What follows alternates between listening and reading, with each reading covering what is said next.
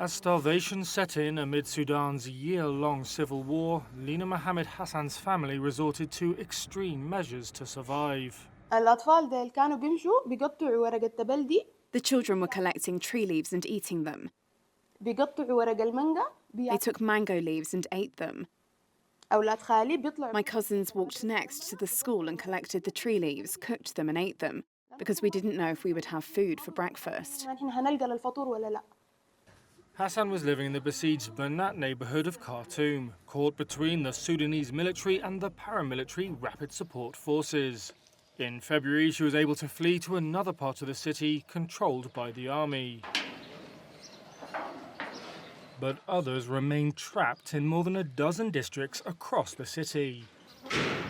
The Famine Early Warning Systems Network, a global authority on food insecurity, reported in March that areas of Khartoum are at risk of famine.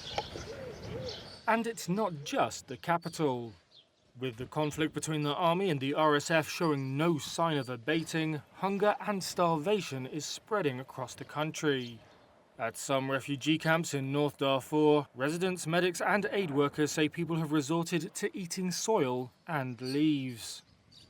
Some aid officials have accused the RSF of looting humanitarian aid and the Sudanese army of preventing aid from reaching those who need it most.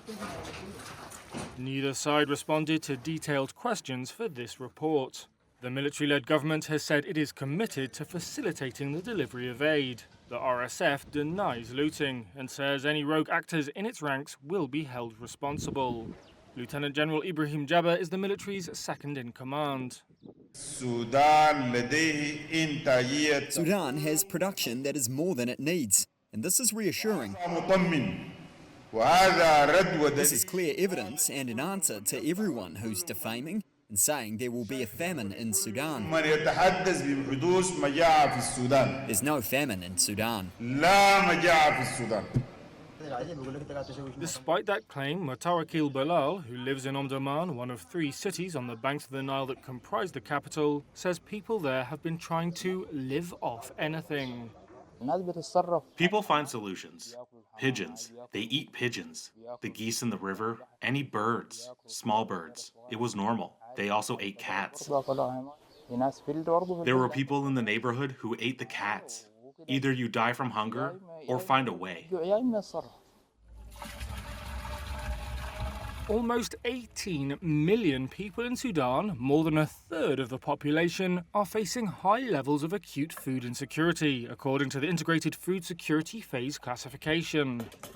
The globally recognized Hunger Monitor said that of this group, nearly 5 million are one step from famine.